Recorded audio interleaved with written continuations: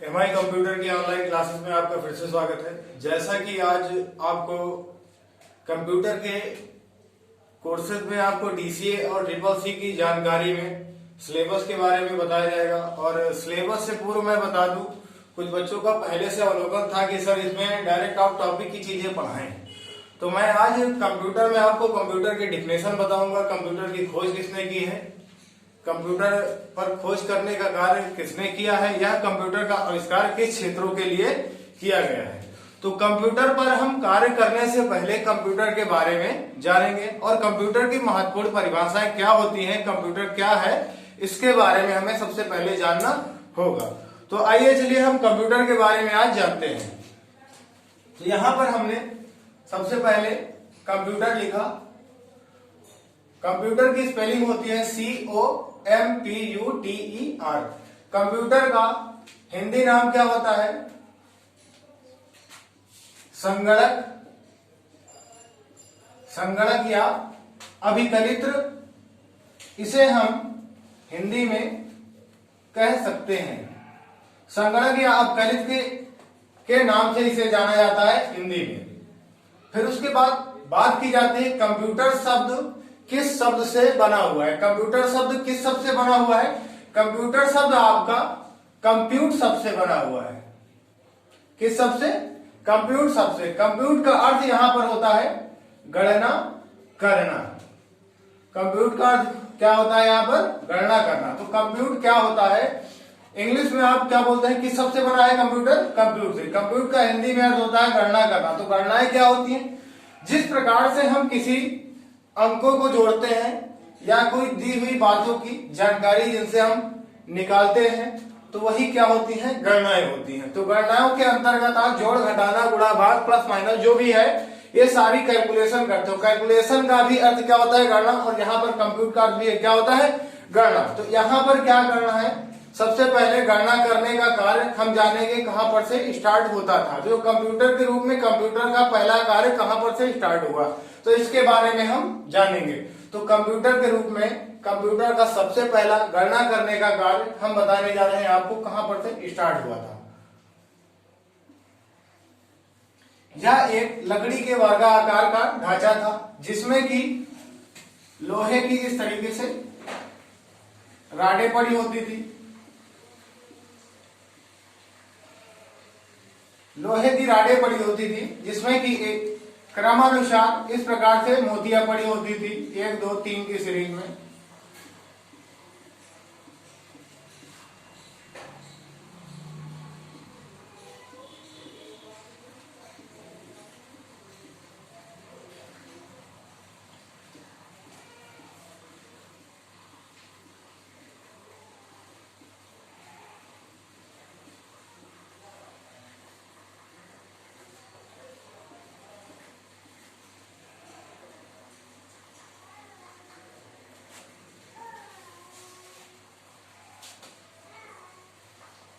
इस प्रकार से एक लकड़ी के वर्गाकार का ढांचा बनाया गया था जिसमें कि लोहे की राडें पड़ी होती थी और इस प्रकार से मोतियां पड़ी होती थी। जब कंप्यूटर बनाया गया था तो ये कंप्यूटर का पहला रूप था जिसका नाम क्या था? अबैकस था। अबैकस था। क्या नाम था? अबैकस था। इसे इंग्लिश में इस तरीके से लिख सकते हैं ABACUS। अबैकस के नाम से जाना जाता था। अब अबैकस का कार्य किस लिए होता था? जिसने खोज की थी उसको भी नहीं पता था ये किस लिए बनाया गया। उसने इस आकार से बनाया। किस आकार से? बस एक लकड़ी का फर्मा बना दिया, लोहे की राडें लगा दिया, जिसमें क्रमानुसार पहाड़ियों की सीरीज में एक अपने को घेर रखा गया कि ये बराबर से लग जाए और एक आकार हमें दिखाई दे। जब लगाने के बाद उसने देखा कि अब इसमें गणना करने का कार्य कैसे किया जाएगा। तो गणना करने का कार्य प्रथम कैसे किया उसने क्या किया? यहाँ पर रखी हुई मोती या गेंद को उसने एक अपने दाएं ओर से बाएं ओर खिसकाया, तो यहाँ पर से रहने वाली ये बॉल यहाँ पर हट गई। फिर उसके बाद उसने क्या किया? ठीक दूसरी लाइन से फिर एक बॉल खिसका लिया, तो क्या हुआ? दूसरी भी बॉल इस प्रकार से यहाँ पर से हट गई। तो उसने देखा कि एक मैंने खींचा, एक के बाद और खींचा है, तो इससे ये कंडीशन ज्ञात होती है कि एक के बाद एक आने की कंडीशन यहाँ पर क्या बताती है? प्लस की बताती है। एक के बाद एक आने की कंडीशन प्लस की बताती है। ठीक इसी प्रकार से देखा कि इधर अब कम पड़ रहे हैं और इधर की ओर ज्यादा बढ़ रहे हैं, ये हमारा जो आकार बनाया था ये आकार में आ रही कमी, और इधर जो है बढ़ते चला जा रहा है, इधर जो है घटते चला जा रहा है। तो फिर उसने ये देखा रिटर्न कर देखा कि फिर वापसी ले जाए। जब वापसी उसने ले जाना शुरू किया तो देखा कि यहाँ पर कमी आ रही। तो इससे ये ज्ञात हुआ कि ये गणना करने का कार्य किस रूप में हो, पहले जोड़ या घटाना पर आधारित हुआ, जो सबसे पहला आपका जो कंप्यूटर था जिसका नाम क्या था, अबेकस था। फिर इसकी बात की जाती है, इसकी खोज किसने की थी, ली काई चेन ने। ली काई चेन ने की थी सन 1600 ईस्वी में। कब की थी, सन 1600 ईस्वी में की थी। फिर उसके बाद बात की जाए, अब ये जो आपके ली काई चेन थे, ली काई चेन क्या थे, इसके आविष्कारक थे जिन्होंने इसकी खोज की थी। ये निवासी कहाँ के थे, चीन के। कहाँ के थे, ये चीन के निवासी थे।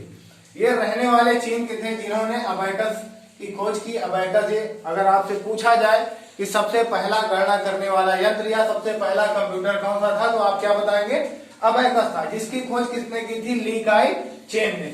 कब की थी, सन 1600 ईस्वी में। ये रहने वाले कहाँ के हैं, निवासी कहाँ के हैं, ली काई चेन चीन के निवासी। कहाँ के हैं, चीन के निवासी हैं ली काई चेन, जिन्होंने सन 1600 ईस्वी में खोज की, ठीक आज से 420 साल पहले, जिन्होंने अबेकस की खोज थी। अबेकस में जो गणना करने का कार्य, मैंने कैलकुलेशन का यही बताया, जो घटाना गुणा भाग करना। तो जो गणना करने का पहला जो यंत्र था हमारा कैसा था, अबेकस था। समझ में आई बात। तो अबेकस क्या था, जो सबसे पहला कंप्यूटर था। अब आपसे इस अबेकस से कई सारे क्वेश्चन पूछे जा सकते हैं। अबेकस की खोज किसने की, ली काई चेन ने। अबेकस क्या था, अबेकस एक लकड़ी के वर्गाकार का ढांचा था। अबेकस का कार्य क्या था, अबेकस का कार्य जोड़ या घटाना करने के लिए किया जाता था। फिर उसके बाद बात की जाए, अबेकस की खोज किस सन में की गई थी, सन 1600 ईस्वी में। अबेकस की खोज किसने की थी, ली काई चेन ने। ली काई चेन जिन्होंने अबेकस की खोज की थी, वो कहाँ के निवासी थे, चीन के निवासी थे। इस प्रकार से क्वेश्चन पूछा जा सकता है। यह पूछा जा सकता है कि हमारा सबसे पहला कंप्यूटर या सबसे पहला गणना करने वाला यंत्र कौन सा था, वो कौन सा था आपका, अबेकस था। चलिए, तो गणना करने का यंत्र आप जान गए हैं, तो इसे हम इरेज कर देते हैं।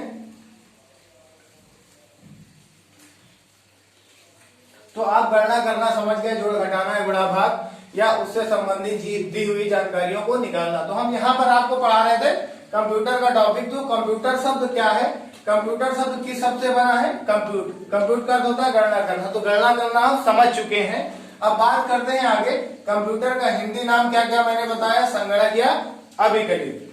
तो संगणक या अभिकलित मैंने हिंदी नाम बताया इसका। इसके बाद इसकी खोज किसने की थी, चार्ल्स बेबेज ने।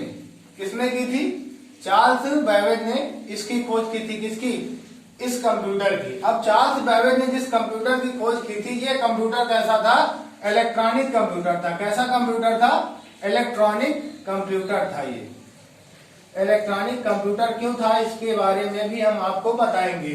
ठीक, इलेक्ट्रॉनिक कंप्यूटर, इलेक्ट्रॉनिक शब्द तब जुड़ता है जिसमें इलेक्ट्रिसिटी कंजम्पशन होता है। इलेक्ट्रिसिटी कंजम्पशन मतलब कि जहां पर बिजली की धारा, ठीक, विद्युत धारा का प्रयोग हो, या लाइट के बिना जिस कंप्यूटर को ना चलाया जा सकता हो, वही आपका क्या है, बिना लाइट के आप नहीं प्रयोग कर सकते हो इस कंप्यूटर को, जिसमें इन्होंने खोज की। किसने किया था, चार्ल्स बेबेज ने। तो ये हमारा आधुनिक कंप्यूटर जिसको हम प्रयोग में लाते हैं, वो आपका किसने खोज की थी, चार्ल्स बेबेज ने। तो कंप्यूटर एक इलेक्ट्रॉनिक डिवाइस, इसी को डिफिनेशन हमने बना दिया है, या बहुत सारे राइटर ने लिखा भी है, कंप्यूटर एक इलेक्ट्रॉनिक डिवाइस है। तो इलेक्ट्रॉनिक डिवाइस इस आधार पर बनाया गया है कि कंप्यूटर में बिना विद्युत धारा के आप इसे नहीं चला सकते हो। जब तक इसे लाइट नहीं मिलेगी तब तक यह नहीं चल सकता है। तो यही का इसका मतलब ये होता है कि यह बिना लाइट के नहीं चल सकता है। फिर उसके बाद बात की जाती है, तो ये आपका कैसा हुआ, ये इलेक्ट्रॉनिक कंप्यूटर हुआ। इसकी खोज किसने की, चार्ल्स बेबेज ने। फिर उसके बाद आगे बात की जाती है, चार्ल्स बेबेज ने जो आधुनिक कंप्यूटर आए हैं, इनमें से बहुत सारे कंप्यूटर हैं जिसमें से चार्ल्स बेबेज ने कई सारे कंप्यूटरों की खोज की है, जिस कंप्यूटर में आपको आगे दर्शाया जाएगा, लिखाया जाएगा और समझाया जाएगा। मुख्य रूप से आपको यह बताया जा रहा कंप्यूटर की खोज किसने की थी, चार्ल्स बेबेज ने। फिर उसके बाद बताया गया आपको कंप्यूटर शब्द किस शब्द से बना है, कंप्यूट शब्द से, जिसका अर्थ होता है गणना करना। ये भी आपको जानकारी हो चुकी। कंप्यूटर का हिंदी नाम क्या होता है? संगणक या अभिकलित होता है। इसकी आपको जानकारी हो चुकी है। तो यहां तक आपको उम्मीद है समझ में आ गया होगा। फिर अब आगे की बात करते हैं।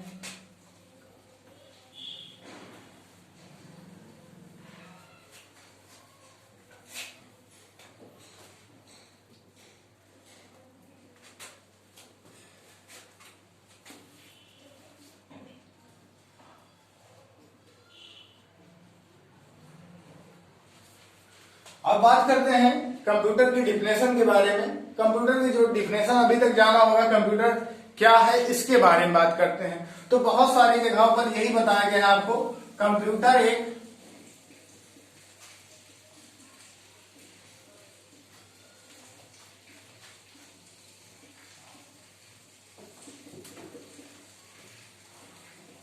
एक इलेक्ट्रॉनिक डिवाइस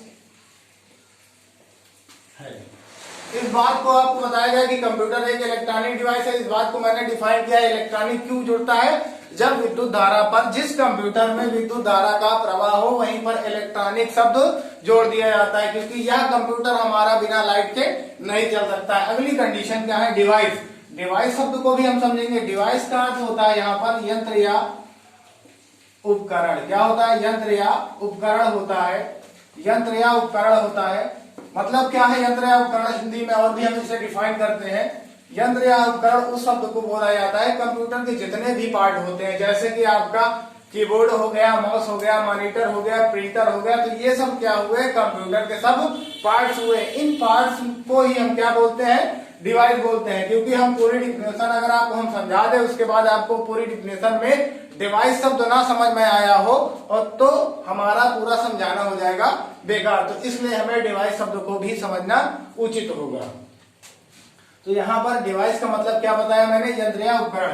तो कंप्यूटर एक इलेक्ट्रॉनिक डिवाइस है। तो इलेक्ट्रॉनिक का मतलब कि हाँ, कंप्यूटर बिना लाइट के नहीं चल सकता है। फिर आगे की डिफिनेशन बताया गया है, जो हमारे द्वारा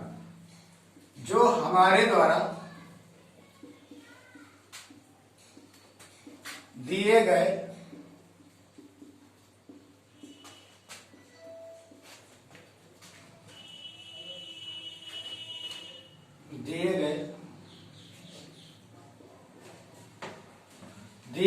जो हमारे द्वारा दिए गए निर्देशों का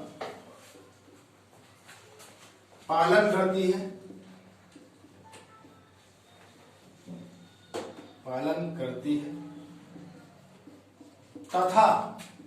है तथा उन निर्देशों पर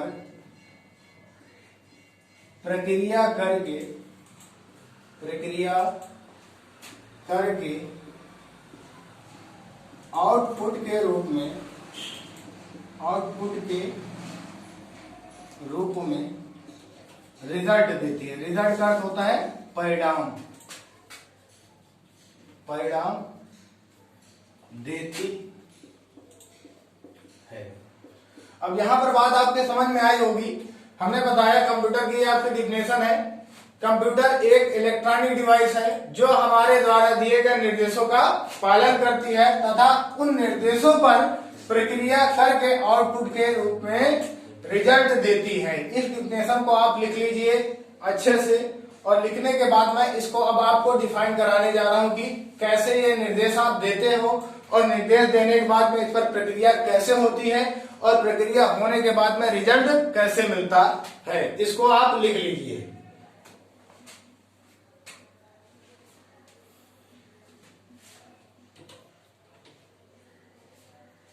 गलत मत करिएगा, यहां पर लिखा है साफ साफ कंप्यूटर एक इलेक्ट्रॉनिक डिवाइस है। फिर उसके बाद लिखा है जो हमारे द्वारा दिए गए निर्देशों का पालन करती है तथा उन निर्देशों पर यहाँ पर शब्द मैंने नहीं लिखा था, लिख दे रहा हूं। उन निर्देशों पर प्रक्रिया करके आउटपुट के रूप में रिजल्ट अर्थात ये कह सकते हैं परिणाम देती है, जिसे हम कंप्यूटर कह सकते हैं या कहा जा सकता है।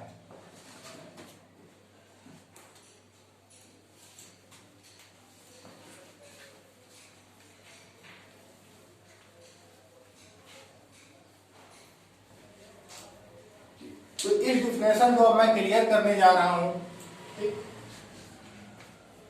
तो यहां पर ये डिफिनेशन को एक प्रकार से मैं बोल सकता हूं, एक चार्ट के आधार पर दर्शाऊंगा इस डिफिनेशन को। इसे बोलेंगे हम functioning of computer system, functioning of computer system,